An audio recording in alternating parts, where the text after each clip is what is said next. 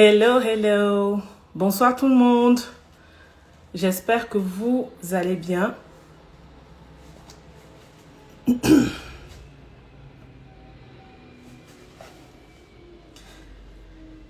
Hello. Bonsoir, bonsoir. Je vous laisse arriver tout doucement pour notre live de ce soir.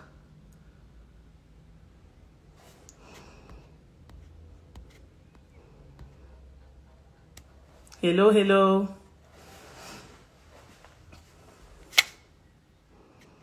Ça me laisse le temps de pouvoir épingler le sujet du jour.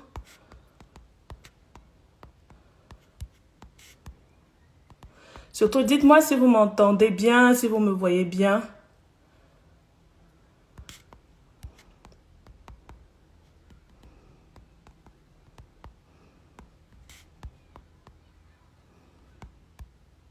Alors, ça, juste valeur. Ok. Maintenant, il faut épingler. Ok. D'accord, merci. Donc, apparemment, le son, c'est bon. L'image, c'est bon.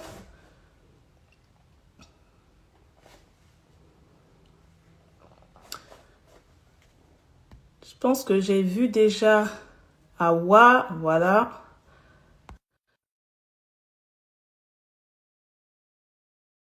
Intéressant. Et il n'y avait personne d'autre qu'Awa pour venir nous donner des astuces, des conseils sur ce sujet-là. Hello! Coucou Awa!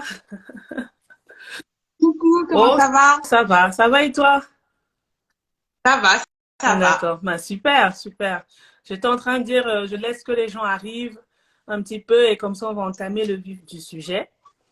Je suis de nature D'accord. quelqu'un qui n'aime pas perdre de temps, mais dans certaines circonstances, j'entends un petit peu pour que les personnes puissent être là et ne rien rater de ce live ce soir qui, ma foi, avec toi surtout, va nous permettre d'avoir des super astuces, des conseils concernant aussi notre salaire, notre rémunération. Donc, Avec je ne plaisir. vais pas permettre qu'ils puissent rater ça. Donc, là, on attend un petit peu, mais on va démarrer. Hein. Il est 21h03. Oui, je pense On peut on peut démarrer là, démarrer. On certainement. peut démarrer.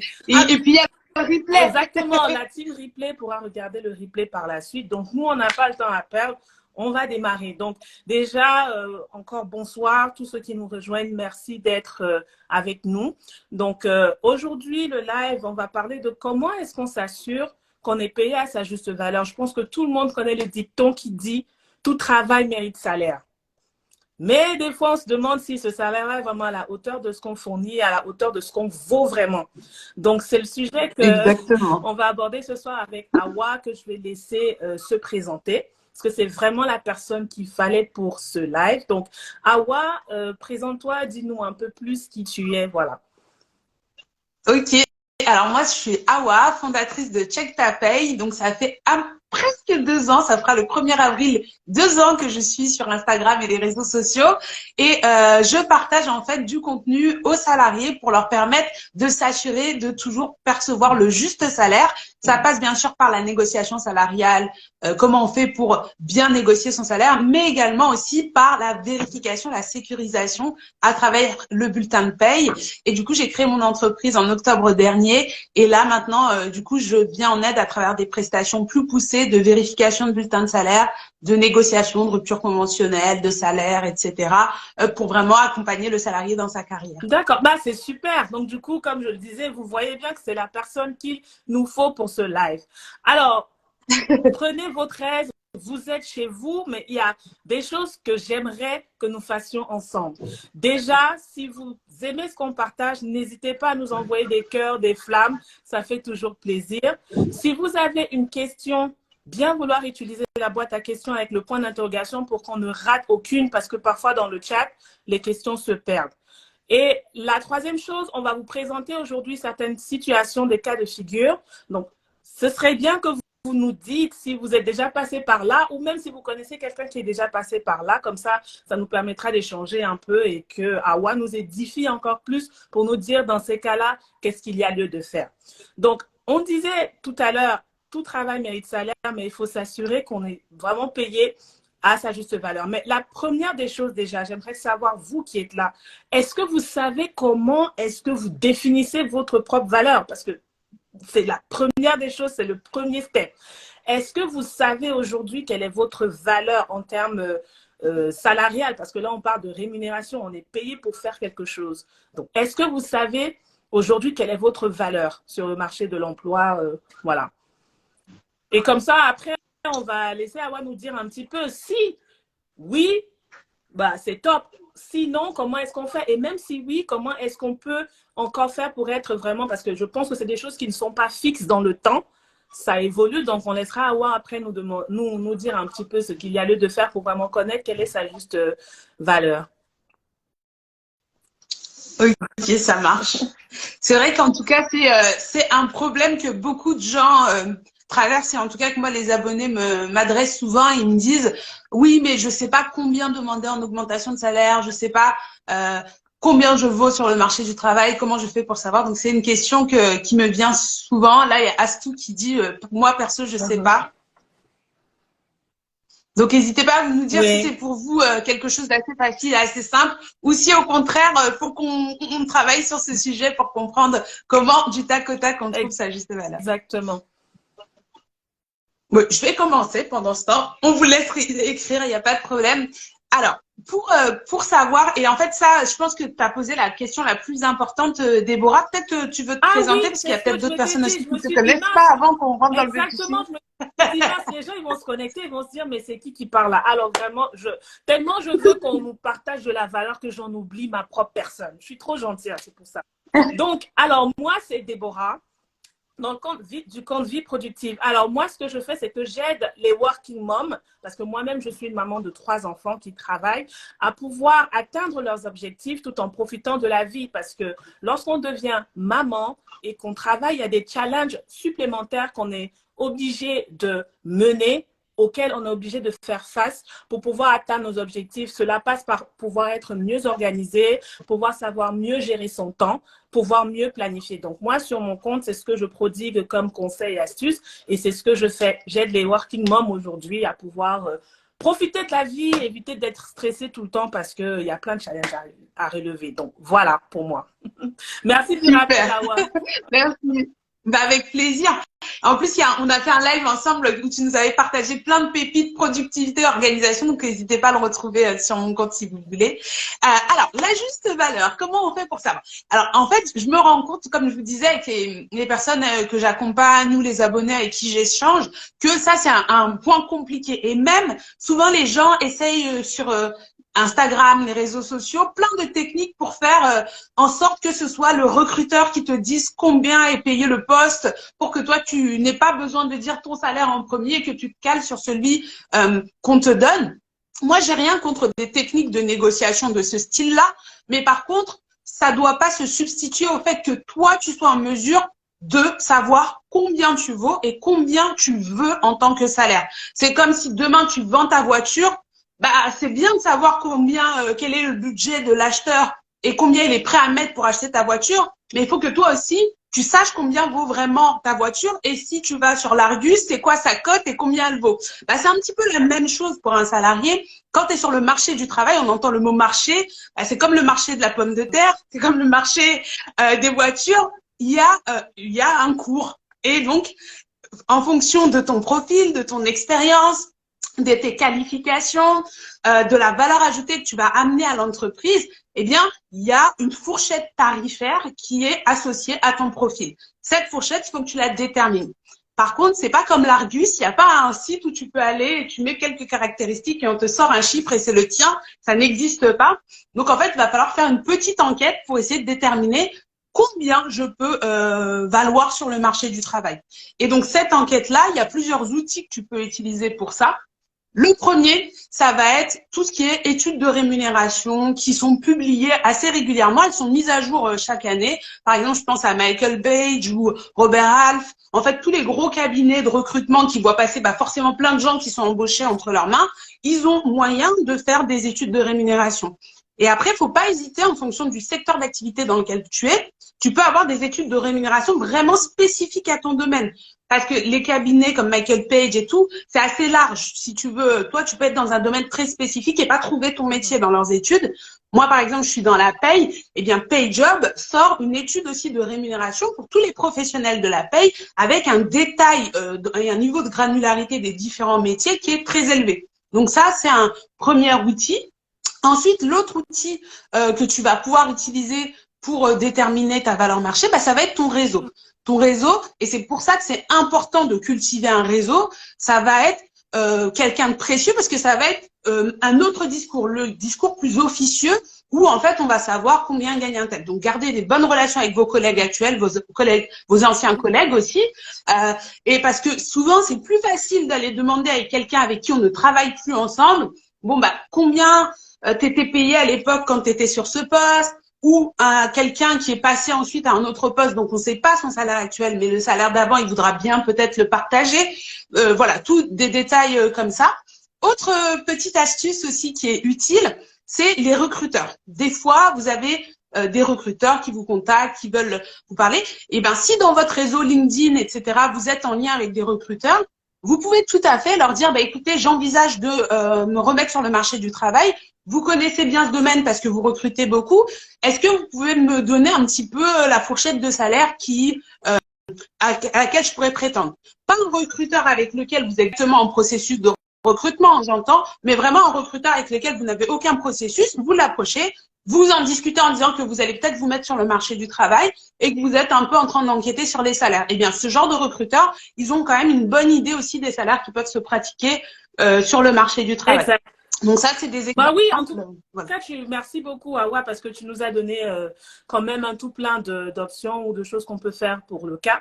Et puis, je voulais juste parler, parce que tu sais, quand tu as dit de garder des bonnes relations avec des anciens collègues et tout ça, effectivement, je sais que généralement, au niveau du salaire, il y a beaucoup de tabous. Il y a des personnes qui ne veulent pas tout simplement dire combien on gagne. Mais ce que tu as relevé, c'est bien de dire que si c'est quelqu'un qui est passé à un autre poste, par exemple, parler de son passif, je pense qu'il n'y aura pas de problème. Le plus dur, souvent, c'est parfois dans la situation actuelle. Si c'est quelqu'un qui a un poste actuel, il aura parfois du mal à dévoiler quel est son salaire. Alors, c'est une culture aussi, parce que moi, personnellement, comme je suis aux États-Unis, les gens n'ont pas d'a priori à dire combien ils gagnent. Mais je veux dire que c'est très bien d'avoir apporter aussi cette précision-là, de dire qu'ok, voilà, c'est quelqu'un qui est passé à autre chose. Et même, j'ai envie de dire que même si c'est une situation actuelle, on ne perd rien à demander. J'ai envie de dire qu'après, s'il y a une réponse négative, au moins on aura demandé, mais c'est un élément qui permet de pouvoir savoir quand même quelle est sa valeur, comme tu as dit, officieuse sur le marché parfois. Donc, merci Awa pour ça. Alors, il y a beaucoup de cas qui arrivent dans notre carrière où on a l'impression que peut-être on n'est pas payé à sa juste valeur. On ne sait pas trop comment est-ce qu'on arrive à justifier le fait qu'on puisse prétendre à une certaine rémunération. Donc, j'aimerais que tu nous dises un peu dans ces situations concrètes-là, comment est-ce qu'on peut faire, quels sont les éléments qu'on peut avoir pour pouvoir j'ai envie avoir des arguments justement pour se défendre. Donc, je prends le premier exemple généralement, un jeune qui sort d'école ou un junior qui manque d'expérience. Comment est-ce qu'il fait pour vraiment montrer la valeur qu'il a et prétendre à une rémunération équivalente? Ok. Alors, ce qui est important de noter, c'est que c'est pas parce que tu es junior, c'est pas parce que tu n'as pas d'expérience que tu n'as pas une valeur marché. Tu as une valeur marché qui est une fourchette, c'est pas des chiffres exacts, mais tu as une valeur avec une fourchette basse, une fourchette moyenne, une fourchette haute. Et dans cette fourchette-là, tu peux prétendre à un certain salaire. Effectivement, si toi, en tant que junior, tu as pris pour référence des salaires qui sont des salaires de personnes expérimentées, tu es peut-être pas sur la bonne référence et déjà, il s'agit de vérifier que toi, la référence que tu as, elle est correcte. Mais une fois que cette référence est correcte, à partir du moment où l'employeur où le recruteur te reçoit en entretien, il sait déjà que tu es sans expérience, il sait déjà que tu es junior et débutant. Et s'il te reçoit et qu'il est satisfait à l'issue de l'entretien, parce que souvent la question de la rémunération, ça vient à partir du moment où tu as convaincu le recruteur que tu es la bonne personne pour le poste. En général, on ne discute pas de salaire outre mesure avec quelqu'un dont on n'est pas sûr de prendre, tu vois. Et donc, à ce moment-là, bah, il n'y a aucune raison valable de te sous-payer par rapport à la valeur marché que tu es censé percevoir. Et donc, l'excuse de l'inexpérience n'est pas une excuse. C'est-à-dire que, effectivement, tu peux dire je suis junior sur ce poste, mais c'est justement les tarifs qui sont ou les salaires qui sont pratiqués sur le marché pour un profil junior. Parce que pour un profil expérimenté, on est plutôt à tel et tel montant. Et donc là, c'est une façon de répondre au recruteur qui va te dire ah oui, mais par contre, vos prétentions salariales sont un petit peu hautes, vous êtes junior. Oui, mais enfin, elles sont pas particulièrement hautes. Le marché, j'ai notamment pu faire d'autres entretiens où c'était les salaires qui étaient proposés. Parce qu'en plus, quand on est en entretien, c'est un petit peu comme quand tu vas acheter une maison ou quoi et qu'on te dit il y a plusieurs acheteurs. Bah, quand toi tu dis j'ai passé plusieurs entretiens, l'employeur te dit ah juste, voilà. C'est ça. Donc, pas hésiter à justement mettre en avant. C'est pour ça que toujours, je conseille aux gens qui sont en recherche d'emploi, ne faites pas. Il y en a qui font une boîte après l'autre. C'est-à-dire qu'ils n'osent pas avoir plusieurs entretiens en même temps. Ils n'osent pas dire oui et puis finalement dire non pour aller avec une autre. Les employeurs, ils rencontrent des centaines de candidats, des dizaines de candidats pour le poste. Ils n'ont pas autant de scrupules que vous. Si vous voulez avoir une marge de manœuvre et du levier de négociation, multipliez les candidatures. Comme ça, si vous avez le choix entre deux ou trois, surtout quand on est junior, entre deux ou trois boîtes différentes qui ont des missions intéressantes à vous proposer, ensuite, vous pourrez aussi faire jouer le salaire pour augmenter parce que mais votre premier boulot, c'est d'avoir un profil très attractif et de convaincre le boss qui veut vous et pas un autre. Et donc, essayez de trouver un élément différenciant par rapport à la pléthore de tous les autres juniors qui eux aussi n'ont pas d'expérience. Et c'est vrai que si en extrascolaire et en activité personnelle, vous avez rien de frappant, bon, si vous demandez un cas de plus que les autres alors que vous avez exactement le même profil que tout le monde et qu'il y en a 100 derrière qui attendent, vous allez avoir du mal à avoir ce un cas de plus, vous allez toucher un peu comme tout le monde. Donc, plus vous allez vous différencier, plus vous allez être exceptionnel et plus vous allez pouvoir toucher plus. Et effectivement, comme tu le dis, hein, le facteur différenciant, parce que sur le marché, en fait, vous êtes junior, vous êtes tous au même pied d'égalité là. Mais maintenant, tu arrives, toi, la différenciation fait que tu passes un step un peu plus au-dessus. D'ailleurs, je sais pas, dans les commentaires, alors je vois une question passer, n'hésitez pas à mettre la question dans la boîte à questions pour qu'on ne la zappe pas du tout. Ce serait super. On aura tout le temps de pouvoir répondre à vos questions. Je ne sais pas si vous avez déjà vécu cette expérience parce que d'une justification, alors de dire peut-être que vos prétentions sont trop élevées parce que vous avez un manque d'expérience. Mais je pense que si ça vous est arrivé aujourd'hui avec ce que Awa nous a prodigué comme conseil, eh bien, j'ai envie de dire que peut-être pas pour vous, mais pour d'autres personnes que vous connaissez, vous pouvez les aider. Peut-être vous êtes déjà une carrière un peu plus avancée, mais vous pouvez prodiguer ces mêmes conseils-là à des personnes qui sont juniors que vous connaissez. Donc, merci à Awa encore. Comme j'ai dit, tu es vraiment celle qu'il nous faut pour ce live. Donc, n'hésitez pas à mettre des cœurs parce qu'elle partage de la valeur, clairement. Donc, n'hésitez pas à mettre des cœurs, des flammes pour Awa, pour l'encourager et lui dire merci. Donc, la deuxième situation, le deuxième cas de figure, c'est par exemple, on a un même poste qu'un collègue, mais nos salaires sont différents. Nos salaires sont différents. Donc, et pour expérience, je sais qu'il y a des paramètres qui peuvent faire que ça peut être différent. Mais maintenant, la question, c'est de savoir comment est-ce que je fais justement pour me rendre compte si cette situation, c'est une situation qui peut être prétendue normale ou si c'est une anomalie.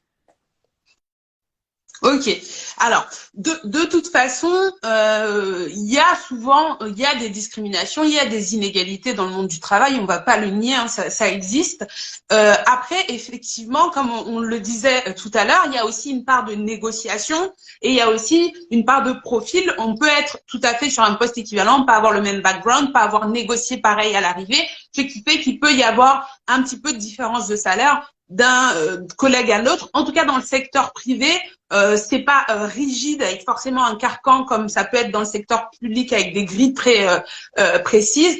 Et ça peut arriver d'avoir des différences de salaire du moment qu'elles s'expliquent par des raisons objectives comme des missions ou des responsabilités différentes, un parcours différent, etc. Ça peut s'expliquer.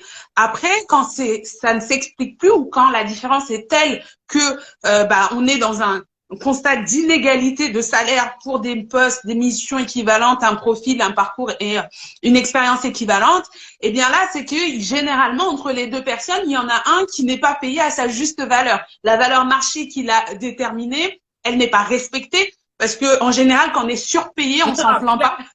Donc celui qui est D'ailleurs, dites-nous pendant qu'Awa nous donne des conseils, est-ce que ça vous est déjà arrivé de vous rendre compte qu'en fait, vous faites le même travail qu'un collègue et il est payé alors plus que vous, parfois vachement plus que vous? Moi, perso, ça m'est arrivé, mais bon, on continue.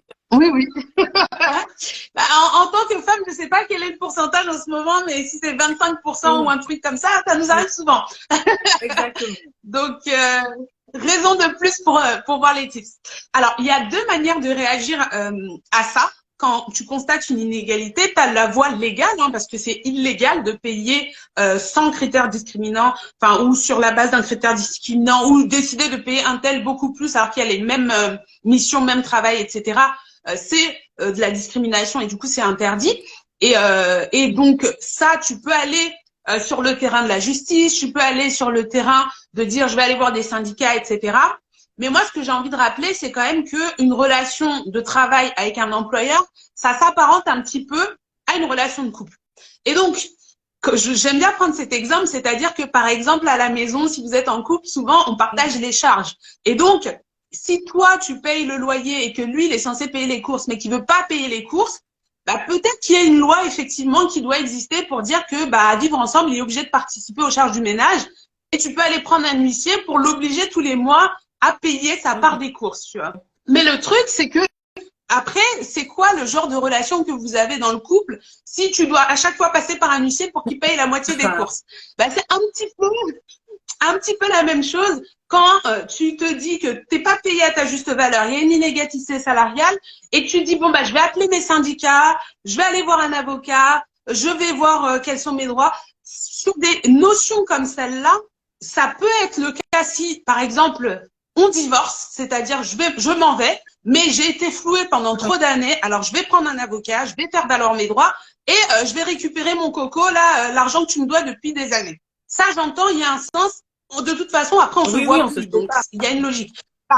Par contre, si, on va dire, tout va bien dans l'entreprise et que toi, tu as envie d'y rester, mais qu'il n'y a que le salaire qui va pas bien, tu vas pas aller te mettre à dos ton employeur ou te mettre dans une situation de conflit. Il va falloir que tu passes dans une négociation. Et cette négociation, ça va être exactement la même chose que si ton collègue était payé pareil que toi. Parce que c'est pas parce que ton collègue est payé plus que toi, en fait, le problème. Le problème, c'est que toi, tu n'es pas payé au prix auquel tu devrais être payé. Et donc, en fait, à la limite, peu importe à combien est payé ton collègue, ce qui importe, c'est que toi, tu sois payé au juste prix. Et donc, pour que toi, tu sois payé au juste prix, il va falloir aller renégocier et il va falloir aussi potentiellement être prêt à quitter l'entreprise. Parce que, comme je dis toujours, on peut pas traire une vache qui n'a pas de lait.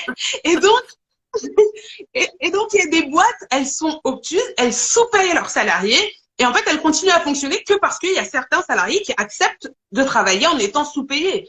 Et le jour où, en fait, elles n'ont plus le choix, et c'est des cas qui arrivent fréquemment, c'est-à-dire qu'il vont avoir des anciens salariés qui sont là depuis longtemps et du coup, qui n'ont pas envie de démissionner même s'ils sont mal payés.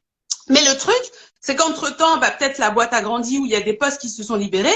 Ils n'arrivent plus à recruter de nouveaux collaborateurs parce que forcément, les gens qui viennent de dehors, ils vont pas venir pour être sous-payés. Oui. Et donc, ils vont embaucher des gens plus chers que les gens qui travaillent actuellement, alors qu'ils sont parfois moins expérimentés. Mais pourquoi? Parce qu'ils n'ont pas le choix, sinon ils trouvent personne. Et donc, toi, tu arrives et tu vas dire, oui, mais moi, je suis moins payé que ce collègue qui vient juste d'arriver. Oui, mais c'est parce que ta boîte ne paye pas les gens. Et quand tu es déjà en poste, comme elle sait que pour le salarié, c'est très dur de quitter une entreprise, eh bien, dans ce cas-là, elle va avoir tendance à faire en sorte de dire, je sais qu'il partira pas, je vais pas mettre d'effort là-dedans. Donc, si t'es pas prêt à partir, potentiellement, ton salaire n'évoluera pas. Et ça, vraiment, c'est bien abordé parce qu'il y a beaucoup de personnes qui mettent du sentiment, en fait, dans les entreprises. Oh non, mais je vais pas quitter l'entreprise. Oh non. Et parfois, inconsciemment même pense que si tu quittes l'entreprise, les choses vont arrêter de fonctionner. J'ai envie de dire que alors, moi, je me disais toujours, parce que je me rappelle la génération de mes parents, par exemple. Moi, j'ai par exemple ma maman qui a commencé à travailler avec 19 ans, elle est toujours dans la même boîte. Aujourd'hui, j'ai envie de dire que c'est un peu plus difficile parce qu'effectivement, quand tu connais quelle est ta valeur, quand tu sais le travail que tu fournis, quand tu sais quelles sont les évolutions aussi que tu peux avoir, eh bien, à un moment, tu te dis, si vous n'êtes pas aligné à mes objectifs, à un moment, je vais voir ailleurs. Je trouverai une autre boîte qui va être alignée à ce que je recherche, à ce que je veux au niveau de ma carrière, au niveau de la rému, etc., etc. Donc, oui, effectivement, si ça ne va pas, on change d'entreprise. Alors, dans les commentaires, j'ai Véronique qui dit qu'elle a vécu cette situation et Esther qui nous dit qu'elle a vécu la situation également et elle pense que l'expérience rentre en jeu, même si elle a un bac plus 5 junior et que certaines de ses collègues ont un niveau de formation inférieur. Donc, ce qu'elle pointe, c'est que on peut avoir un niveau de formation inférieur, mais le fait d'avoir de l'expérience dans la boîte fait en sorte que le temps faisant, tu te retrouves à avoir une rémunération plus élevée que quelqu'un qui a même un diplôme supérieur, mais qui rentre dans la boîte en statut junior. Donc ça, c'est quelque chose qui peut expliquer, comme tu le disais, il y a des choses qui peuvent expliquer ça, mais il y a des choses où c'est clairement pas du tout normal, quoi. Effectivement, et puis souvent on croit que le diplôme c'est forcément du salaire en plus. Le diplôme c'est pas forcément du salaire en plus. L'employeur il va payer principalement par rapport à la valeur ajoutée que tu peux apporter à l'entreprise.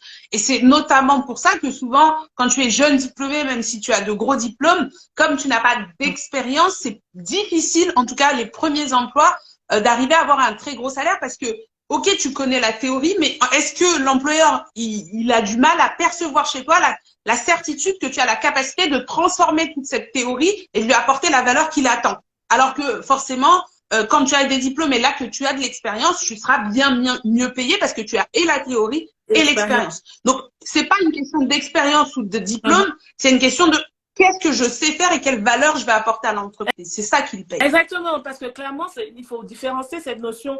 Et je répète encore, je vais peut-être le dire, mais vu que moi, j'ai la chance où j'ai pu avoir les deux contextes, travailler en France et travailler aux États-Unis. Clairement, ici, le culte de plus de diplômes, plus de salaire, non. On veut savoir qu'est-ce que tu sais faire. Et donc, comme tu le dis, le fait d'avoir un diplôme super élevé, si on n'a pas d'expérience, parce qu'en soi, c'est l'expérience qui fait, on fait les choses, c'est pas de la théorie. Enfin, j'ai envie de dire, nous tous, on est passé par l'école. Quand tu sors d'école, limite, parfois tu rentres dans les entreprises et c'est là que tu apprends ton boulot.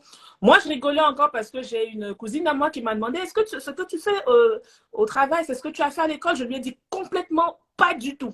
Alors, moi, pour moi, ce que je fais aujourd'hui n'a rien à voir avec ce que j'ai fait dans mon cursus à l'école. Clairement, ça n'a rien à voir. Mais bien sûr, à l'école, il y a des aptitudes aussi que tu es capable d'acquérir qui te permettent de pouvoir changer de domaine et tout ça. Donc, c'est important. Mais j'ai envie de dire que c'est l'expérience qui compte. Qui compte vraiment. Donc, je vois une question passer. Je rappelle à toutes les personnes qui sont là que si vous voulez une réponse à vos questions, merci d'utiliser la boîte à questions pour qu'on ne les zappe pas. Donc, je pense que c'est Rachto. Donc, s'il te plaît, tu peux remettre ta question dans la boîte à questions. Comme ça, on y répondra. Ne t'inquiète pas. Je pense que j'ai vu une autre question passer, mais c'est tellement déjà… voilà. C'est pour ça que je dis dans les commentaires, c'est un peu difficile parce qu'il faut remonter la conversation. Donc, Pascal également, s'il te plaît, tu mets ta question dans la boîte à questions. Donc, il y a Imopreneur, salut Célie, qui dit qu'il y a des bases qui aident après dans la vie active. Effectivement, quand on est à l'école, on apprend aussi ces bases-là qui vont exactement nous permettre de pouvoir rentrer dans la vie active, avoir certaines habitudes, un système de pensée aussi. Parce que j'ai envie de dire que c'est des choses qu'on apprend à l'école, mais après, effectivement, quand on rentre dans la vie active, c'est l'expérience qui commence à rentrer. C'est aussi les diplômes, hein, la formation continue. En fait, ce que je veux dire, c'est que faut pas s'arrêter à dire j'ai fait un master, j'ai fait un doctorat une fois et puis c'est fini. Ça marche pas du tout comme ça le monde du travail. Les choses évoluent, donc il va falloir se former tout au long de sa carrière, faire des certifications, continuer en fait justement à valoriser ce profil pour qu'il ait plus en plus de valeur et qui soit en fait actuel, parce que tu peux pas passer un diplôme il y a 20 ans et te dire maintenant j'ai plein d'expérience, je vais être super bien payé. Bah pas forcément. C'est pour ça qu'il faut vraiment essayer d'être en cohérence avec les attentes de ton métier, de ton expertise, pour faire en sorte que ton expertise soit toujours cohérente avec l'actualité. Exactement, tout à fait, Awa.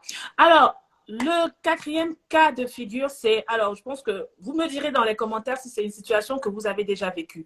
La promotion sans augmentation. Tu vas en entretien, on te dit oui, super, tu as atteint les objectifs, on va te promouvoir, tu vas avoir plus de responsabilités, mais au niveau du salaire, bah, il n'y a rien. Comment est-ce que, alors qu'est-ce que tu conseillerais à des personnes qui vivent ce genre de situation? Parce que c'est très délicat quand même, hein. Et personnellement, je pense que quand on préparait l'entretien, je t'ai expliqué le cas que j'avais eu, où j'avais eu une première augmentation, mais l'augmentation était due à mes résultats.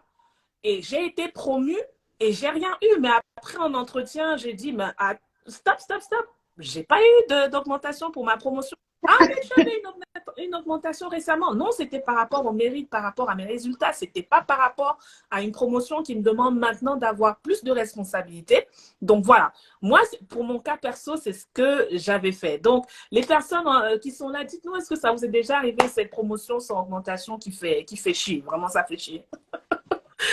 Oui, bah non, mais t'as bien raison. Et j'ai envie de dire d'aller encore plus loin que ça, parce qu'en fait, si tu veux, il y a deux types de promotions sans augmentation. Tu as la promotion officielle que toi, tu as vécue, où certes, on compte pas la première augmentation et tu as bien fait de pas le faire, mais où en tout cas, officiellement, on te donne le titre et on te donne les missions et les responsabilités. Donc, tout le monde te reconnaît comme tu es passé éventuellement responsable, etc. Sauf que le salaire ne suit pas. Mais dans beaucoup de cas aussi qu'on constate, et ça, c'est la promotion inexistante. C'est-à-dire qu'on te donne de plus en plus, tes missions changent, on te donne de plus en plus de travail, on te donne le boulot de responsable, mais ton intitulé de poste n'a pas changé, tes missions, tes responsabilités, ton contrat, tu n'as absolument rien signé, et bien sûr, ton salaire n'a pas bougé. Et donc ça, c'est encore une étape encore pire que l'étape d'avant, même si les deux ne sont pas bonnes. En fait, si tu veux, ce qui fait ou facilite ça, c'est que souvent, même si on parle de fiches de poste, c'est quand même assez rare dans les entreprises d'avoir des fiches de poste. Surtout pas parce que le monde change tout le temps, l'entreprise évolue, elle s'adapte à son marché, à ses concurrents, etc. Donc souvent, ta fiche de poste, elle va évoluer. N'empêche que tu as une convention collective, tu as aussi ce qu'on appelle des missions, des postes, un intitulé de poste. Si tu vois que on est en train de te proposer des missions qui vont te faire changer et que tu ne vas plus, tu vas te retrouver à faire des choses de responsable alors que tu n'étais pas responsable jusqu'à présent, tu bookes un entretien avec ton manager et tu lui dis, OK, donc là, il y a telle et telle mission, je les ai listées. Moi, j'ai regardé la convention, ça correspond plutôt à cette classification. Actuellement, je suis non-cadre, agent de maîtrise. Pour pouvoir vraiment m'occuper de ces missions-là, il va falloir que vous me passiez sur ce poste-là avec telle rémunération. Et donc, tu forces la conversation. En fait, il ne faut pas se laisser entraîner. Donc, ça suppose que toi-même, régulièrement, tu passes le point sur ton profil, sur tes missions, tes responsabilités, etc. Déjà, ça, c'est la première étape. Et l'autre partie, donc, comment on fait pour que ça aussi se soit valorisé en termes financiers? Faut le dire, tout simplement. Donc, comme je vous disais, il y a la valeur marché, elle évolue. Donc, si toi, tu deviens de plus en plus expérimenté, c'est sûrement que sur le marché du travail, tu vas être de plus en plus expérimenté. Et donc, pourquoi est-ce que beaucoup d'entreprises, je crois que la moyenne dans une entreprise, c'est entre 2 et 3 ans. Les salariés restent en moyenne entre 2 et 3 ans dans une entreprise. Pourquoi? Parce que souvent, les entreprises, elles ont du mal à faire le shift. C'est-à-dire que quelqu'un qui est rentré en junior, donc juste à sortie d'école, et donc qui était payé avec un salaire de junior, qui a peut-être été embauché à l'époque au bon prix, il va falloir bien augmenter son salaire si 3 ans après, il est encore dans la même boîte et donc là, il a une posture peut-être plus confirmée sur son poste avec un certain niveau de diplôme en plus s'il sortait par exemple d'une bonne école. Eh bien, cette personne-là, l'employeur, ça va être difficile, si en tout cas la personne n'est pas très proactive dans ses demandes de salaire, d'augmenter son salaire de façon à ce que ça suive la courbe du marché. Et ça va être bien plus facile pour le salarié de se mettre sur le marché du travail, là où les candidats sont plus exigeants, parce que quand tu es en poste, tu es en CDI, tu as déjà un salaire qui tombe tous les mois. Pour que tu quittes ce CDI pour un autre CDI, c'est bien que le salaire te fasse vachement envie, parce que le coût du changement, il est important. Et donc, forcément, ça va être plus facile d'aller dans une autre boîte, de te vendre comme un senior ou un confirmé à cet endroit-là, que de le faire dans ta boîte actuelle. Parce que ton boss, il a eu l'habitude de te voir comme un junior. Il te traite même encore comme un junior. C'est un peu comme nous, nos enfants, on les a, ils sont petits, ils grandissent, mais on les appelle toujours bébé. Gars, il a 20 ans, arrête de l'appeler bébé, tu vois. Eh ben, on a un peu ce côté voilà, difficile ou inversement, tu vois, tu étais avec tes collègues, etc. Tu vas passer manager de tes collègues. Il va falloir gérer tout ça et aussi le fait que bah, toi, tu es payé plus que les autres. Comment je justifie? Donc, c'est ça qui fait souvent que les gens changent de boîte. Mais tu as des personnes qui sont intelligentes et toi, si tu es proactif, tu peux arriver à négocier suffisamment ton salaire pour que ça vaille le coup de rester. Mais ça va demander un effort. Clairement, comme je l'expliquais plus tôt, c'est ce que j'ai fait. Et même quand tu parles de poste, parce que ce qui m'était arrivé, c'est que j'avais une promotion, mais mon poste, l'intitulé de mon poste n'avait toujours pas été changé. Donc, j'ai abordé aussi la question à mon manager. J'ai dit, OK, aujourd'hui, quand j'ai été embauchée, j'avais ce poste-là. Maintenant, ça a évolué, mais je n'ai toujours pas de changement d'intitulé de poste. Et ça a été fait. Bon, moi, de nature, je suis quelqu'un quand il y a quelque chose, je préfère en parler, généralement. Je vais attendre l'entretien annuel et ça me permet de dire, OK, j'ai le feu vert parce que c'est un cadre qui est réservé pour ça. Dans le cours de l'année, parfois, tu n'as pas l'occasion même de pouvoir parler de ce genre de choses, mais en entretien annuel, moi, généralement, je fais ma revue, je vois tout ce qui s'est passé et tout ça. Et comme ça, s'il y a des choses qui doivent être abordées comme celles-là, qui sont parfois pour certaines personnes très délicates, parce qu'elles ont peur que l'aborder peut faire en sorte qu'elles perdent leur boulot ou j'en sais rien, mais c'est l'occasion, bien sûr, d'en parler avec beaucoup de bienveillance également. Donc, voilà. C'est ça. Alors, mais vas-y. ouais, ce qu'il faut pas confondre simplement, c'est que c'est pas parce que tu en parles à l'entretien annuel qu'il faut bosser toute l'année et te dire maintenant je mérite le truc. On n'est pas laissé toute l'année. Quand demain tu veux t'acheter une Tesla, tu vas dans le magasin Tesla, tu achètes la voiture et après tu vois comment elle roule. Après tu vois si tu kiffes ou si tu kiffes pas. Et si au final tu ne kiffes pas, t'as payé 400 000 $, mais t'as perdu quand même ton argent parce que voilà, en fait, on achète pour la valeur que on propose. Et donc, si toi, tu arrives à convaincre ton boss que effectivement, grâce justement au témoignage de ton expérience passée, etc., que tu as la valeur que tu vas lui apporter vaut les 50, les 100 cas que tu demandes aujourd'hui, eh bien, il va te payer 100 cas pour que tu lui prouves ensuite que effectivement, et c'est bon. C'est comme quand on regarde une publicité Mars à la télé. Oui, ça a l'air super bon, mais tant que tu n'as pas sorti ton argent pour payer le Mars, tu ne vas pas goûter ce que c'est la saveur du Mars. Et ben, c'est la même chose avec ton travail. Si tu veux que je te prouve à quel point je suis une bonne responsable paye, alors qu'aujourd'hui, je ne suis qu'une gestionnaire de paye, passe-moi responsable paye, paye-moi en tant que responsable paye, et je vais ensuite te prouver que oui, je peux. C'est à toi de voir si j'ai le potentiel et si tu es prêt à mettre le budget dedans. C'est pas à moi de dire je vais travailler gratuitement pendant 1 an en tant que responsable paye, payé comme une gestionnaire paye. Et ensuite, si je fais l'affaire, à ce moment-là, tu décides éventuellement ou pas de me donner une augmentation. C'est pas du tout comme ça que ça marche. Et c'est à cause de ça qu'il y a beaucoup de gens qui se retrouvent à être dégoûtés de leur entreprise et à se retrouver très mal payés. Parce qu'on ne paye pas au mérite, on paye à la valeur que la personne perçoit chez toi. Non, mais merci de le signaler, hein, parce que clairement, si vous faites comme moi, ne travaillez pas toute l'année gratuitement. Dès que vous sentez besoin, vous le faites. Moi, j'avais attendu. Bon, après, c'était arrivé un peu vers la fin de l'année, mais moi, j'ai attendu l'entretien annuel parce que j'avais du mal. Mais en tout cas, je lis les commentaires parce qu'il y a Immopreneur qui dit que c'est sans elle, c'est-à-dire qu'une promotion sans augmentation, elle et il y a Aurélie qui dit que elle s'est déjà fait avoir sur ça, sur cette augmentation. Enfin, elle a eu une promotion certainement sans avoir une augmentation. Miss Cacao qui dit absolument, j'ai refusé l'émission en plus, t'as bien fait. Et Céline Dimopreneur qui nous dit promotion sous-marine. Exactement ça. Sarah qui dit l'histoire de sa vie avec un lol, effectivement. Même maintenant, tu vois comment tu pourras faire si jamais encore ça t'arrive. Je ne sais pas comment tu avais géré la situation, mais aujourd'hui, tu peux savoir comment est-ce que tu feras si ça t'arrive, ce qu'on ne te souhaite clairement pas. Clairement pas. Donc, boîte à questions inaccessible. Ah, Véronique, boîte à questions inaccessible pour moi, comment faire lorsqu'il y a une grille de salaire. Donc, ce que je vais faire, c'est que je vais revenir sur ta question et je pense que On terminera et on passera aux questions. Tu auras la réponse à tes questions, à ta question, Véronique. Aucun souci. Alors, du coup, le 5e cas de figure, c'est tous ces droits auxquels je vais reformuler pour que ce soit bien perçu. Il y a des droits qu'on a qui peuvent faire justement varier notre salaire ou notre rémunération, mais on passe souvent à côté. Alors, ça peut être pour plusieurs raisons. Peut-être parce qu'on ne le sait pas, peut-être parce qu'on a peur de prétendre à ça. Donc, comment est-ce que tu fais lorsque tu as ce genre de droits-là à côté desquels tu passes et qui entraînent forcément que peut-être ta rémunération n'est pas ce qu'elle devrait être?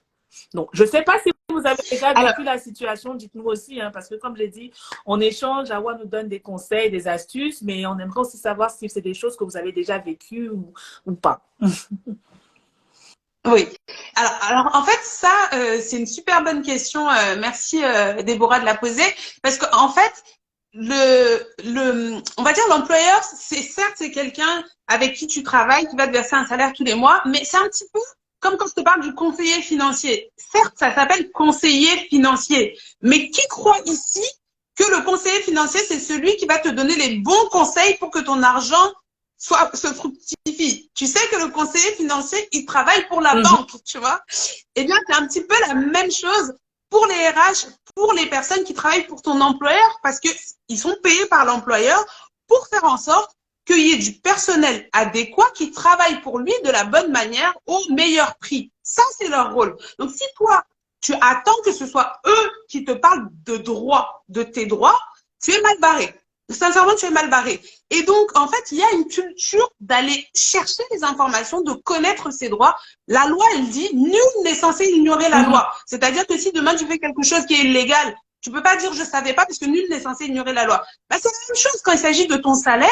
Ben, tu es censé avoir une culture générale de base qui t'apprend les choses. Donc aujourd'hui, en plus, on a vraiment l'information qui est vulgarisée, qui est accessible. On a plein de comptes sur les réseaux sociaux qui de plus en plus vulgarisent les choses. Et même si c'est pas kiffant, faut se dire que ça fait partie de ton travail de salarié, au même titre que tu vas mettre à jour tes compétences, au même titre que tu essaies de faire du bon boulot au quotidien. Ça fait partie aussi de ton travail de salarié de faire une veille informationnelle sur c'est quoi tes droits, c'est quoi les règles de paie, c'est quoi les incidences sur ton bulletin de salaire. Je dis, il y a des gens qui passent plus de temps à analyser leur ticket de caisse, surtout avec l'inflation en ce moment, quand ils sortent de Carrefour, qu'à regarder le bulletin de salaire qui prend leur salaire tous les mois. C'est une incohérence, mais c'est parce qu'en fait, on est arrivé dans un monde du travail qui était déjà comme ça.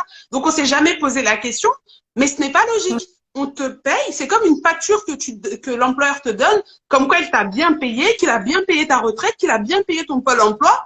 Et en fait, toi, tu fais confiance si tu ne regardes pas.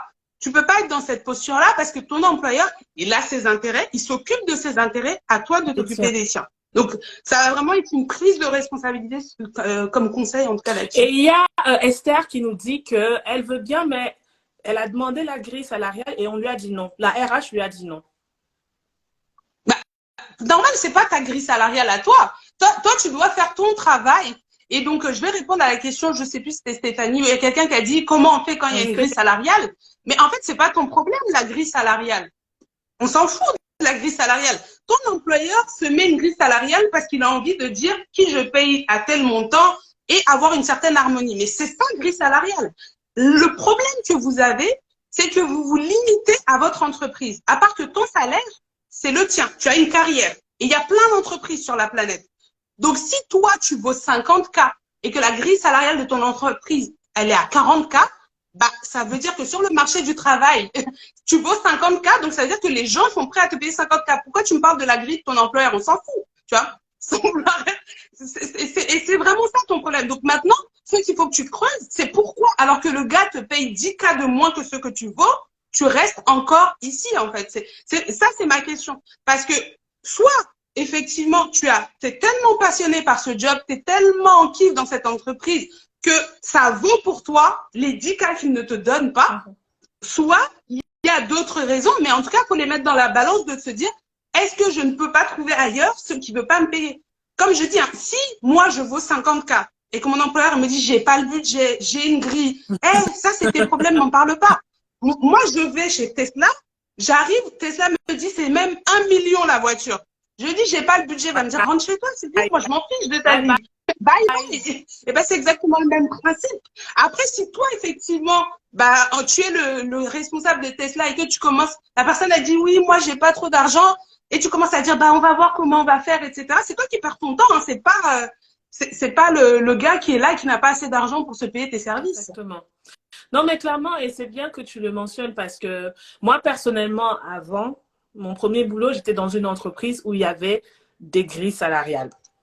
Et donc, dans la tête d'un employé qui se retrouve dans ce genre d'entreprise, c'est de dire, OK, je suis à tel poste, ça correspond à tel montant. Et je me rappelle à l'époque, tu es plutôt dans une optique de dire, OK, pour que je passe au next step, comment ça se passe? Parce que moi, j'étais dans une entreprise où tu avais des échelons et en fonction des échelons, tu avais un salaire qui correspondait. Donc, c'était plus la réflexion. Et j'avoue, hein, bon, en même temps, j'étais aussi junior, mais j'avais plus la réflexion de me dire, oh, dans 2 ans ou dans 1 an, j'aurai un niveau de rémunération en plus, donc j'aurai de l'argent. Enfin, mais clairement, à ce moment-là, et comme tu dis, maintenant, l'information est vulgarisée. Je pense que ça aurait été le cas à l'époque. Je me serais peut-être dit, OK, peut-être il est temps de chercher ailleurs, ou tu vois, ce genre de réflexion-là. Mais c'était plus de se dire, OK, dans l'évolution de la carrière, je suis à ce poste-là, et puis peut-être dans 2 ans, voir un peu les différents milestones, les différentes échéances, pour se dire, OK, je peux répondre à ça à partir de tel moment. Et il n'y avait pas cette vision de se dire, OK, bon, moi, je pense que ma valeur maintenant, c'est tant, et je peux trouver mieux ailleurs. Je peux prétendre à mieux parce que, voilà. Donc, c'est vraiment bien d'avoir abordé ça parce que je sais que pour beaucoup de personnes, c'est un facteur limitant. Et même, comme je dis encore, de culture, c'est difficile. Alors, de plus en plus, comme tu as dit, les gens restent 2 à 4 ans dans les entreprises, c'est ce que tu as dit. Donc, le taux, maintenant, il est de moins, mais il faut se libérer de cet attachement à l'entreprise, quoi. Je veux dire, le travail que tu fais dans une entreprise X, tu le feras dans l'entreprise Y. J'ai envie de dire que les besoins sont les mêmes. Maintenant, il faudrait juste que ça cadre avec ta valeur, la valeur que tu as et ce que tu vas apporter. Et tu n'y vas pas pour t'asseoir toute la journée et ne rien foutre, j'ai envie de dire. Donc, à partir de ce moment-là, tu peux te dire qu'OK, je vais voir ailleurs. Il n'y a aucun mal à ça et il faut vraiment se déconstruire de cette idée-là. Donc, c'est vraiment... Oui. Donc, après, je veux juste pas diaboliser les grilles de salaire. Tu peux être dans une entreprise qui a des grilles de salaire, ça veut pas dire qu'elle va forcément mal te payer. Ça veut juste dire que l'argument, si demain tu demandes une augmentation à tel montant parce que tu vaux ce montant-là, l'argument de dire oui, mais nous, notre grille ne va pas jusqu'à ce montant, ce n'est pas ton problème, tu vois, c'est leur problème. C'est-à-dire que ça veut dire qu'il faut qu'ils remettent à jour leur grille. En fait, une grille, si tu veux, c'est l'employeur, enfin, l'entreprise et ses RH qui déterminent quelle est la grille de salaire. Ils sont censés regarder le marché. Et puis, ils ont une politique. Ils vont peut-être dire, bon, on va favoriser les juniors parce que nous, on n'a pas trop de budget. On préfère former les gens. Et puis, du coup, se dire, mais bon, les seniors, on va pas forcément aller très haut sur les fourchettes de salaire. Donc, il y a tous plein de paramètres que l'entreprise prend en compte pour faire sa grille. Ces paramètres ne te concernent pas. Donc, outre ça, et en plus, quand des fois l'élément est tellement précieux, crois-moi que la grille, elle est flexible. Hein. Elle est flexible et ils trouvent des moyens de te rajouter des primes, des choses, etc. Donc, ça, c'est le discours officiel. À partir du moment où tu as intériorisé que c'est leur grille, c'est leur problème, ils font ce qu'ils veulent avec toi, l'argent que tu as demandé, les 30K, les 40K que tu as demandé, du moment que tu les as, tu es satisfaite, après ils se débrouillent avec leur grille comme tu veux, tu n'as pas de problème. Exactement. Et j'ai envie de dire que c'est un peu le parallèle parce que même quand tu postules pour des boulots, pour des emplois, bon, le recruteur va te dire, OK, et même sur l'annonce, hein, tu vas voir, OK, pour ce poste, le montant, c'est tel. Mais ça n'empêche pas que tu négocies et que à la fin, peut-être tu es embauché et que tu as un salaire totalement différent. Donc, je veux dire, c'est une base. Maintenant, après, c'est négociable et tu as des arguments qui permettent de faire varier. C'est-à-dire que c'est pas juste, OK, je veux 50K sur un truc qui est annoncé à 45K. OK, tu veux 50K, mais pourquoi? Tu dois être capable de pouvoir donc dire pourquoi et quelle est ta valeur. C'est pour ça que là, aujourd'hui, comme on parle de valeur, il faut connaître sa valeur. Et c'est pour ça que c'était le premier point de ce live, de savoir comment est-ce qu'on connaît sa valeur. Donc, de là va découler plein de choses. Et les situations qu'on a présentées, vraiment, en tout cas, merci encore, Awa. Ça permettra aux personnes qui étaient là de pouvoir se dire, OK, si j'ai une situation qui m'arrive, comment est-ce que je fais pour pouvoir surmonter ça, quels sont les arguments que je mets en avant. Et même si c'est pas pour son cas personnel, moi je sais que je connais des personnes qui sont encore à l'école, ou j'ai des petites sœurs, des petits frères, je pourrais leur dire, ah ok, si ça t'arrive, voici des éléments que tu peux avoir pour pouvoir y répondre et pouvoir mieux y faire face. Donc voilà. Je rappelle juste encore que la boîte à questions, alors je ne sais pas s'il y a d'autres personnes qui ont eu du mal à y accéder, parce que je pense que Véro, elle a dit elle a eu du mal à y accéder. Donc, n'hésitez pas à nous dire aussi en commentaire si vous avez du mal. On va passer à la phase où Awa pourra répondre à vos questions. Mais avant, j'ai Aurélie qui a dit qu'elle avait refusé un CDI à cause d'une fameuse grille, effectivement, donc, sur les conseils de son manager. Et après, ailleurs, elle a eu 5 cas de plus. Exactement. Donc, elle s'est assurée de sa juste valeur, tu vois. C'est vraiment pas une entreprise qui doit être votre monde. Et d'ailleurs, aussi, quand tu recherches un emploi, moi, personnellement, si je vois sur l'annonce entre 40 et 45 cas, par exemple, la fourchette de salaire qu'ils mettent, et que moi, je sais que je veux 60, bah, je vais même pas aller à l'entretien. Mais si j'ai le recruteur, je vais lui dire, quand vous mettez entre 40 et 45, est-ce qu'il y a une marge de négociation? Non, il y en a pas. Ben, je ne vais pas à l'entretien. Pourquoi je vais aller à un entretien où le gars te dit, moi, mon budget, c'est 40 et 45. Si, par exemple, quand tu fais ton mariage, moi, tu as plein de gammes de boutiques de robes de mariée. Et des boutiques de robes de mariée, tu rentres, c'est pas moins de 5 chiffres. Donc, si là, il y a quelqu'un qui vient à ta porte et qui dit, moi, j'ai un budget de 1500 € pour ma robe, alors que toi, toutes tes robes commencent à 10 000 €, tu vas dire, ma chérie, je n'ai pas le temps de te prendre en rendez-vous. Tu n'as pas le budget pour mes robes. Et donc vraiment, quand vous postulez, ne postulez pas en mode mitraillette, on envoie partout, je vais à tous les entretiens et on s'épuise parce que c'est du temps, de l'énergie pour faire plusieurs entretiens, éventuellement des tests, etc. Choisissez vraiment pertinemment des entreprises qui répondent à vos critères et surtout quand vous êtes contacté par des cabinets de recrutement où en fait c'est des recruteurs professionnels qui n'appartiennent même pas à la boîte finale, n'hésitez pas à demander c'est quoi le budget qui est prévu pour le poste parce que des fois ça ne sert à rien de se déplacer, de s'épuiser pour rien parce que en fait c'est comme si toi tu cibles de travailler avec des maisons de luxe et tu as des leaders qui t'appellent. Ça ne sert à rien, en fait, parce que vous n'allez pas matcher. C'est pas ta cible, en fait. Donc, ça sert à rien de perdre ton temps. Et donc, c'est à toi de voir vraiment par rapport à ton profil, par rapport à ton expérience, ton expertise. Et là où, en fait, l'effort que vous devez mettre dans votre carrière, c'est pas patienter des années pour qu'on vous donne des augmentations. C'est pas travailler et attendre qu'on vous récompense pour votre mérite.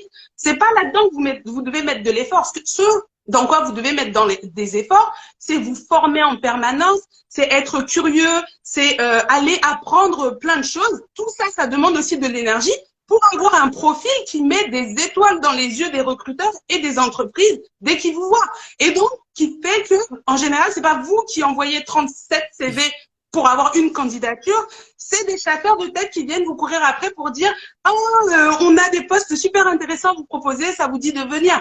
Et c'est là que vous avez un levier, une marge de manœuvre et de négociation. L'un ne va pas sans l'autre. Très clairement, si tu retombes à 10 000 personnes sur le marché du travail, ça va être beaucoup plus dur pour toi de négocier. Hein. C'est mathématique, en fait. Oui, c'est clair, c'est mathématique, comme tu dis, hein, effectivement. Ouais. Non, mais en tout cas, vraiment, j'espère que vous avez eu de bons conseils. Pas j'espère, je suis sûre. Je suis sûre que vous vous avez dit qu'Awa, c'est la meilleure pour ce genre de sujet. D'ailleurs, n'hésitez pas à aller la suivre sur son compte Check Ta Paix. J'avoue que pour moi, ça a été une super découverte et j'aurais aimé connaître le compte d'Awa bien avant parce que la paye, le bulletin de paye, c'est quelque chose de vraiment nébuleux. Et je me rappelle même que des fois, je commençais à vouloir éplucher. Je dis non, c'est trop compliqué, c'est un casse-tête. Donc, du coup, avoir un compte comme celui d'Awa et recourir à ses services, parce que je la laisserai présenter les services qu'elle propose, c'est juste trop super, quoi. Et généralement, elle partage aussi les personnes qu'elle accompagne, ce que les personnes ont pu faire. Alors, donc, j'avoue que vraiment, ce compte a été une vraie découverte pour moi. Donc, n'hésitez pas à aller suivre Awa sur Check Ta Paye. Vraiment, vous ne regretterez pas. Ça, c'est clair. Donc, on va passer aux questions. Alors, je ne pense pas qu'il y a quelqu'un qui m'a signalé qu'il a du mal à avoir accès à la boîte à questions. Si c'est le cas, n'hésitez pas, n'hésitez pas à nous dire en commentaire ou alors à poser votre question en envoyant un message dans le chat parce que maintenant je suis focalisée dessus. Donc, il y a Rachto qui dit que répondre à un chef qui nous dit qu'on n'est pas prêt à être senior alors qu'on juge du contraire. On lui répond rien. Non. Non. En fait, si tu veux, pour faire simple, si tu as de l'énergie à investir dans cette entreprise parce que justement tu vois qu'il y a les missions et que ça vaut le coup d'aller lui ouvrir les yeux, bah, il faut être factuel. C'est-à-dire que très concrètement, comment on juge dans ton métier, dans ta branche, etc., que quelqu'un est senior, confirmé, c'est quoi le périmètre des missions qu'on va avoir et les fonctions que la personne fait. Et si toi, tu es capable de les faire, va falloir lui dire, moi, je sais le faire, je peux, il y a tel projet que j'ai pu prendre en charge comme ça et je me sens capable de faire ça. Après, il pourra te croire ou ne pas te croire. Et donc, c'est pour ça que je dis, l'idée, c'est pas de passer 2 ans à le convaincre. Et surtout, le risque là-dedans, c'est qu'il va te dire, peut-être au bout d'un moment, oui, mais moi, je suis pas sûre, donc je veux que tu prennes le poste pendant X mois et après, si ça se passe bien, je te paye. Ils aiment bien faire ça. Mais il faut te dire que si il avait recruté quelqu'un dehors, c'est-à-dire que demain, il ouvre un poste de responsable paye et que la personne a le même profil, même compétence que toi et qu'il accepte de la recruter. Est-ce qu'il va dire à cette personne-là, bon, tu bosses pendant 6 mois et après seulement je te paierai au bon prix? Non, jamais, même si la personne, voilà. Donc c'est pour ça que je dis, c'est beaucoup plus facile de le faire à l'extérieur que de le faire à l'intérieur. Surtout si déjà le boss, il le voit pas, quoi.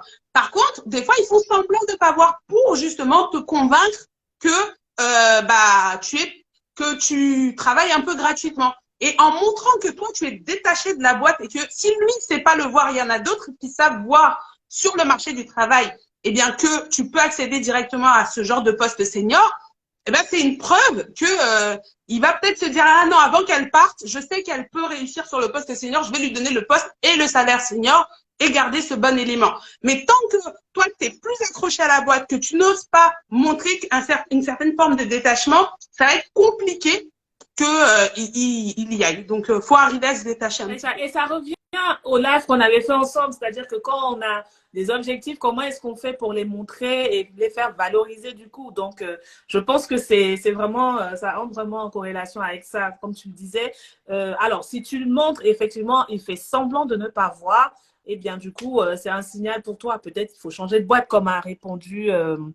Alors, je cherche le commentaire. Candice, peut-être c'est le signe pour toi qu'il faut changer de boîte tout simplement, peut-être. Alors, je regarde encore les questions. Oh, ok. C'est Véronique qui dit qu'elle elle a pu quitter pour revenir et ça fonctionne. Donc, je ne sais pas si tu avais une question supplémentaire, Véronique. Du coup, si ça marche maintenant pour toi, tu peux mettre ta question. Mais moi, ouais, j'avais une question à te poser parce que vu que moi, je suis plutôt dans la productivité et associée au working mom, au moment qui travaille.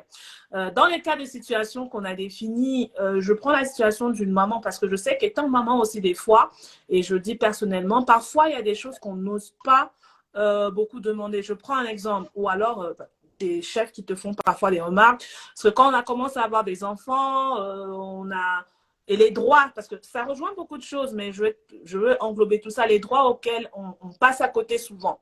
Il y en a qui sont dans des entreprises, quand on a des enfants, on est amené parfois à poser des jours ou des fois, j'ai envie de dire que tu as une situation qui t'arrive en urgence. C'est-à-dire que je prends un exemple, tu es maman, tu travailles et on t'appelle, on te dit voilà, ton fils, il a un bobo ou il faut venir le chercher ou je sais pas quoi.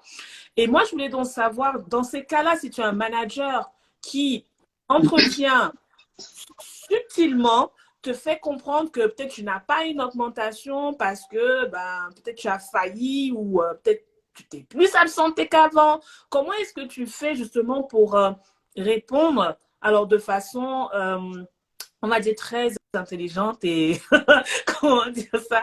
Donc, qu'est-ce que toi, tu donnerais comme conseil à une maman qui se retrouve dans ces cas-là? C'est-à-dire qu'elle a travaillé, c'est vrai, depuis qu'elle est devenue maman, certainement, sa disponibilité a peut-être un petit peu diminué. Et comment est-ce qu'elle fait à la fin lorsqu'on te sort ce genre d'argument-là? Alors, en fait, déjà, une chose que j'aimerais clarifier, il y a vraiment cette notion qui est importante. Il faut que les salariés comprennent que vous n'êtes pas à l'école, vous n'avez pas à justifier un certain nombre de choses à votre employeur. C'est-à-dire que, par exemple, tu es malade, tu envoies un arrêt maladie. Cet arrêt maladie ne dit pas quelle maladie tu as. Tu n'as pas à dire à ton employeur, oui, en fait, j'avais la grippe. Et comme ça, après, ils vont faire des commentaires en disant, moi, j'avais la grippe, je suis quand même venue. C'était un dossier important. Des fois, en fait, vous donnez le bâton pour vous faire battre. C'est-à-dire que si tu as une urgence et que tu dois partir en urgence, bah, tu poses un congé, tu utilises le dispositif qui te plaît, mais tu ne dis pas, ah oui, mon enfant s'est cassé la jambe, donc je dois aller en urgence, donc machin. Parce qu'en fait, c'est toi qui donnes les arguments pour dire, ah oui, c'est vrai que c'est tout le temps ces enfants, ces enfants, ces enfants. Si tu n'as pas dit que c'était tes enfants, qui sait que c'était tes enfants déjà d'une, tu vois? On n'a pas à préciser. Et souvent, en fait, il y a beaucoup de discrimination sur les femmes, c'est une réalité par rapport à ce rôle maternel, où là où en fait on se poserait même pas la question sur un mec, c'est-à-dire que on va déjà beaucoup plus faire attention à vos absences. Et si vous-même vous commencez à dire ah oui non mais par contre là c'est la rentrée de Lucas donc moi je vais venir plus tard ce jour-là, etc. Vous donnez le bâton pour vous faire battre, vous donnez des arguments pour vous faire taper dessus. Alors que potentiellement, si vous aviez juste dit bah lundi j'arriverai à 10h, on va même pas vous demander pourquoi et on va pas le corréler à vos enfants. Donc déjà d'une, moins vous en dites dans le secteur professionnel, moins vous donnez d'arguments qui pourront être réutilisés contre vous. Après, effectivement, quand on dit qu'il n'y a pas de discrimination, certes, il n'y a pas de discrimination, mais si vous choisissez, par exemple, de passer à 50% ou des choses comme ça, bien sûr que sur la partie à 50% et l'investissement qu'on va vous donner et les objectifs doivent être ajustés à la charge de travail. Et la problématique qu'on va avoir, c'est que, par exemple, on va passer à 80% en tant que maman, parce qu'on veut passer plus de temps avec nos enfants, etc. Mais les objectifs, c'est toujours des objectifs de 100%. Donc, avec 80% du temps, on est censé faire 100% d'objectifs. Donc, forcément, quand on arrive en fin d'année, l'entretien annuel, bah, on n'a pas eu des super objectifs. Mais parce que les objectifs n'ont pas été réalignés à la charge de travail qu'on a demandé, qu'on va faire. Donc, tout ça, au moment où on le fait, il faut absolument le renégocier en cohérence avec vraiment l'investissement qui va être demandé et le niveau de travail qu'on va faire. Également, n'hésitez pas à renégocier. Moi, par exemple, quand je suis partie en congé maternité, c'était quelques jours avant les entretiens d'augmentation de salaire et j'ai eu une augmentation bien moins élevée que celle que j'aurais dû avoir en temps normal par rapport à la performance que j'avais et puis ce à quoi je m'attendais. Et j'ai négocié, c'est pas passé. Moi, je partais en congé mat, donc de toute façon, il n'y avait pas grand-chose à faire. Mais en revenant de congé mat, j'ai renégocié mon salaire et en gros, ils ont très bien compris qu'en fait, là, moi, je suis de retour de congé mat. Soit vous allez me payer ce que vous me devez, soit vous me voyez plus en fait. Soit vous ne voyez plus. J'ai pas eu besoin de le dire pour qu'ils s'en rendent compte. Alors qu'il y en a qui diront ah oui mais je viens juste de revenir de congé maternité, j'ose pas négocier, etc. Ce pourquoi l'employeur paye, c'est vraiment un investissement dans l'avenir. Pourquoi j'ai beaucoup eu de mal à négocier au moment où je partais en congé maternité, puisque mon employeur il se disait je sais même pas si elle va revenir, c'est-à-dire que je vais l'augmenter beaucoup. Et potentiellement, elle va rester en congé maternité. Donc, déjà, forcément, en congé maternité, je paye mon salaire. Mais ensuite, elle va peut-être faire des entretiens et partir dans une autre boîte. Et moi, je la reverrai jamais. Et je préfère ne pas l'augmenter. Par contre, quand je reviens, bah, il se dit, vaut mieux que je l'augmente parce que j'investis. Comme ça, elle va être contente et elle va rester dans la boîte. Alors que si je l'augmente pas assez à ce moment-là, elle risque de partir ailleurs. Donc, forcément, je pourrais donner la réponse idéale, c'est de la discrimination, c'est injuste, ils n'ont pas le droit de faire ça. Oui, ils n'ont pas le droit, mais dans la réalité, ils le font quand même. Donc, essayez d'être stratégique sur les moments où vous demandez vos augmentations, tu vois. Si moi, j'avais été peut-être plus stratégique et puis après, dans le truc on mesure, bah, vaut mieux partir en congé maternité juste après les entretiens d'augmentation de salaire ou déclarer sa grossesse juste après les entretiens. Comme ça, bah, on a eu l'augmentation, ils ne peuvent pas la retirer.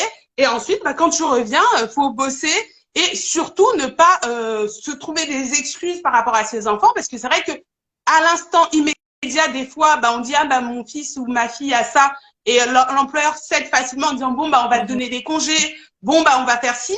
Mais il faut se dire que c'est à double tranchant ce genre de justificatif. Quand on est dans la sphère professionnelle, on utilise des arguments professionnels pour obtenir des choses, pas des arguments personnels. Et on a parlé beaucoup des enfants et des mamans. C'est valable pour toutes les choses personnelles que vous pouvez avoir, que ce soit, je sais pas, un crédit, un problème de santé personnelle. Ne les utilisez pas parce que c'est vraiment à double tranchant. En tout cas, merci parce que moi, je tenais à cœur puisque moi, j'aide les working moms, donc je sais que c'est des problématiques que les mamans qui sont en entreprise ou qui travaillent ont. Donc, merci vraiment de nous apporter cet éclaircissement.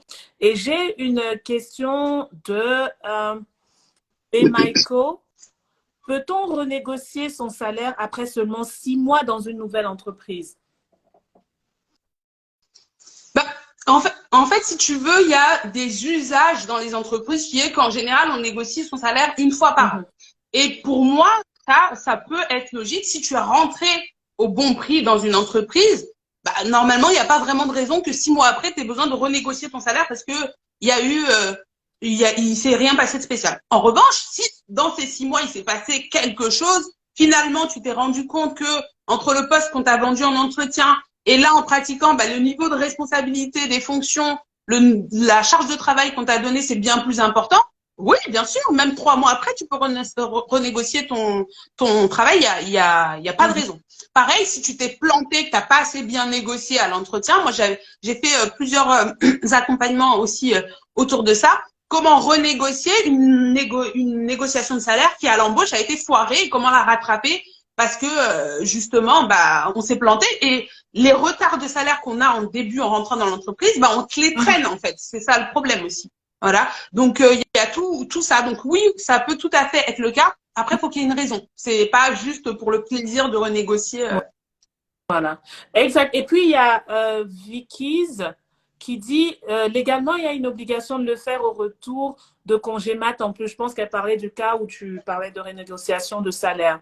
Donc oui. Alors effectivement, il y a une loi qui peut obliger. Donc après, ça dépend si en fait il y a eu des augmentations pendant que tu étais en congé maternité. D'abord la moyenne de ces augmentations qui te soient appliquées sur ton salaire.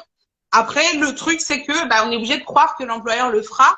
Parce que en tant que salarié, c'est difficile de savoir quelle était la moyenne des augmentations de salaire qui ont été appliquées sur le salaire des autres pendant qu'on était en congé maternité. Et donc, effectivement, souvent, justement, ils vont faire des petits pourcentages comme ça au retour de congé maternité pour être dans la loi. Ce petit pourcentage, attention, n'est pas forcément le pourcentage que vous méritez vraiment. Donc, allez chercher celui qui correspond à votre valeur à vous. Et vous ne faites pas endormir par les 2-3% qui vous mettent au retour de congé maternité. Exact, c'est vraiment important de le dire. Donc, il y a, comme tu le dis, hein, il y a aussi un effort personnel pour pouvoir chercher l'information et savoir ce à quoi on doit vraiment prétendre. Il y a Vicky qui dit encore que peu d'employeurs l'appliquent car peu de poursuites. Donc, mais c'est ça. C'est exactement ça. Peu de poursuites parce que... Il faut chercher l'information. Ouais. Comment le savoir? Exactement. Alors, est-ce qu'on a une autre question? Je pense qu'on est bon. Comme ça me permet de te laisser présenter les services que tu proposes, voilà, pour que toutes les personnes qui sont ici sachent si elles ont besoin d'un accompagnement, comment est-ce qu'elles font et du coup, qu'est-ce que tu proposes? Ok, ça marche. Alors, en ce moment, c'est une période un peu, on va dire, creuse parce que Check Ta Paye est en pleine restructuration. On est en train de créer une équipe pour pouvoir répondre à plus de salariés parce que toute seule, j'arrivais un petit peu au bout de mes limites. Donc, à la base, Check Ta Paye, ça propose des prestations de vérification de bulletin de salaire. Donc, le check-in, que j'appelle, donc quand tu entres dans l'entreprise, comment on s'assure que ce que tu as négocié avec ton contrat de travail à l'embauche, bah, c'est bien le reflet sur tes premiers bulletins de salaire et que du coup, tout est nickel et que tu pars sur de bonnes bases dans l'entreprise. Après, on a aussi le check-up. Donc ça va être souvent quand on a des événements particuliers, une maternité, une maladie, des congés auxquels on comprend plus rien, etc. Où là, on va reprendre de manière spécifique un bulletin ou de manière plus large un an de bulletin et on va regarder ce qui se passe et est-ce que les bulletins sont justes, est-ce qu'il manque pas de l'argent quelque part. Et enfin, le check-out. Et là, c'est quand on quitte l'entreprise, on a notre solde de tout compte. Est-ce que ce solde de tout compte, il est juste? Est-ce qu'il nous manque pas de l'argent dessus? Et est-ce qu'on nous a soldé tout ce qu'on devait nous solder?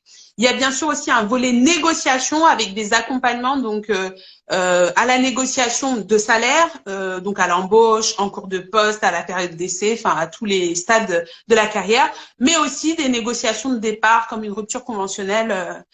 Comment faire en sorte de bien la jauger, est-ce qu'on demande les bons montants et aussi de réussir à l'obtenir tout simplement. Et là, en ce moment, je travaille sur les formations pour justement vous apprendre à vous-même contrôler votre bulletin de salaire et arriver à comprendre. Donc, tout ça, c'est dans les rouages. Normalement, à partir de l'été, il se passe plein de choses. Et à la rentrée prochaine, il y a la reprise des prestations. Donc, hâte de vous voir. C'est cool, c'est cool. Donc, vous savez, si vous avez besoin d'accompagnement, si vous avez besoin de formation qui arrive, bien, vous savez où il faut aller. Alors, avant moi de parler de ce que je fais, il y a une question de Exoniki. Alors, la question en deux volets, parce que je pense elle a tapé la première partie, ensuite la deuxième. Donc, elle dit, suite à des suppressions de postes, je me retrouve avec plusieurs métiers. J'ai demandé une formation pour une nouvelle compétence. Elle a déjà de bonnes bases, mais on a jugé que ce n'était pas nécessaire. Et on lui demande d'endosser cette responsabilité, donc ce nouveau métier, sans augmentation. Que faire? Bah. Alors, en fait, la réponse courte, c'est de dire non. Hein. Enfin, si on te demande de nouvelles responsabilités, que ça correspond à une classification qui est différente, parce que en fait, faut faire attention quand même. Hein. On peut pas dire chaque tâche que je faisais, le métier que je le faisais d'une certaine manière, il peut pas bouger du tout. Hein. C'est vraiment les modifications substantielles de ton contrat de travail que tu vas pouvoir refuser. Si vraiment on te fait changer complètement de poste, là, tu pourras refuser. Si, par exemple, tu avais le périmètre A, on te met sur le périmètre B, mais que tu fais peu ou prou la même chose, on pourra pas, toi, tu pourras pas dire non. En tout cas, légalement, la loi sera pas de ton côté. Donc, ce qui va pouvoir être valorisé, c'est est-ce qu'il y a une nécessité ou pas de formation. Donc, si toi, tu juges nécessaire et qu'ils jugent pas nécessaire, c'est que potentiellement, si tu te plantes, tu auras jugé que c'est pas bon. Mais la vraie question, c'est la partie augmentation de salaire, où effectivement, si réellement ces fonctions en plus font que ta valeur marché vaut plus sur le marché du travail, ça justifie une augmentation de salaire. Parce qu'il faut pas se tromper, c'est pas parce qu'on va te donner d'autres tâches ou un autre périmètre que ça veut forcément dire que y a une augmentation de salaire à la clé et que ce qui compte, c'est la valeur marché. C'est ça le paramètre et la référence. C'est-à-dire que, alors je vais prendre un exemple très trivial. On repart sur les voitures. Une voiture, elle est cotée à l'Argus 30 000 euros. Si elle est cotée à l'Argus 30 000 euros, peut-être que si tu lui mets telle peinture, c'est pas ça qui va changer le prix de la voiture de manière significative en fait. Alors que peut-être que si tu lui rajoutes telle fonction qui fait qu'elle peut rouler sur le sable, et là, elle prend un prix un peu plus élevé. Voilà. Donc, en fait, en fonction de comment ton poste évolue, ça ne veut pas forcément dire que ta valeur marché a forcément beaucoup évolué aussi. Et donc, ça ne veut pas forcément dire que tu mérites ou que ça justifie en tout cas une augmentation. D'accord. En tout cas, Exoniki, j'espère que ça a bien répondu à ta question. Merci, Awa. Donc, du coup, pour ma part, moi, je prépare une offre qui arrive. Elle est en phase de test. J'ai déjà des personnes avec qui je travaille. Donc, l'offre, c'est TimeCheck. Alors, TimeCheck, c'est quoi? C'est un audit de temps. Beaucoup de personnes savent qu'elles ont un problème avec le temps, mais elles ne savent pas comment est-ce qu'elles utilisent leur temps en réalité. Parce que du coup, je parle toujours du principe que lorsqu'on a un problème, il faut définir quelle est la source du problème. On peut vouloir avoir toutes les solutions du monde, mais si on ne sait pas pointer du doigt quel est spécifiquement le problème, c'est comme courir dans le vent, j'ai envie de dire. Donc, TimeCheck, c'est vraiment pour te permettre, alors toutes les personnes qui ont besoin de savoir comment est-ce que leur temps est utilisé aujourd'hui, de faire un tracking de temps. Alors, j'accompagne avec les outils qu'il faut, avec la méthodologie qu'il faut, parce qu'il faut savoir comment le faire pour pouvoir définir dans ce que je fais aujourd'hui, qu'est-ce qui est le plus important, qu'est-ce qui me perd du temps, qu'est-ce que je peux améliorer, qu'est-ce que je peux supprimer. Donc, vraiment, ça part de l'état d'un diagnostic pour savoir aujourd'hui, à l'instant T, comment est-ce que le temps est réparti et du coup, pointer ce qui ne va pas pour pouvoir apporter des solutions. Donc, c'est une offre qui est une introduction parce qu'il y a d'autres offres qui arrivent pour vraiment accompagner du début jusqu'à la fin. Donc, ça, c'est la première étape pour sortir de cette offre TimeCheck en sachant aujourd'hui comment est-ce que le temps est réparti, qu'est-ce qui nous fait être plus productifs, qu'est-ce qui nous perd du temps. Donc vraiment, c'est la clé pour pouvoir prétendre à la suite et pour au final pouvoir mieux gérer son temps et surtout atteindre ses objectifs pour profiter de la vie. Parce que ça, c'est le slogan de vie productive. Les working moms atteindre leurs objectifs. Alors, leurs objectifs de vie, professionnels, personnels, parce que les objectifs de l'un ne seront pas forcément les objectifs d'une autre personne, mais vraiment, c'est de le faire, atteindre ces objectifs-là tout en profitant de la vie. Avoir un bon équilibre entre le travail, la famille et le temps personnel, parce que parfois, on s'oublie en tant que maman, malheureusement, mais bon. Donc voilà, c'est ce que je propose et ça arrive bientôt parce que là, on était en phase de test avec des personnes avec qui je travaille. Ça me permet d'améliorer. Donc, ça sortira d'ici l'été, effectivement. Et vous aurez accès à cette offre-là. Si vous êtes intéressé, vous m'envoyez un DM. Vous me dites que vous êtes intéressé, comme ça vous pouvez être sur la liste d'attente et comme ça, lorsque ça sortira, vous serez les premiers informés. Donc, voilà pour moi et Vie Productive. Merci Awa pour ce live super intéressant. Merci pour ta disponibilité, pour les conseils que tu nous as prodigués. Beaucoup de bonnes choses pour tous les projets que tu as partagés avec nous aujourd'hui. Et puis, à vous qui étiez là, merci pour votre présence. N'hésitez pas à nous suivre. Awa sur Check Ta Paix et moi, Déborah, sur Vie Productive. Et puis, on vous souhaite plein de bonnes choses. Merci beaucoup pour l'invitation, Déborah. Ça a été un plaisir. Merci à vous dans le chat. Vous avez été au top. Je suis vraiment ravie de ce live. Je pourrais parler des heures du salaire, donc c'est vraiment génial. En tout cas, allez chercher les chiffres, envoyez-nous les témoignages des sous que vous êtes allés chercher auprès des employeurs. On va tous les dépouiller pour changer. C'est clair. Merci beaucoup. Merci, allez, ciao. Merci, Aurélie. Ciao.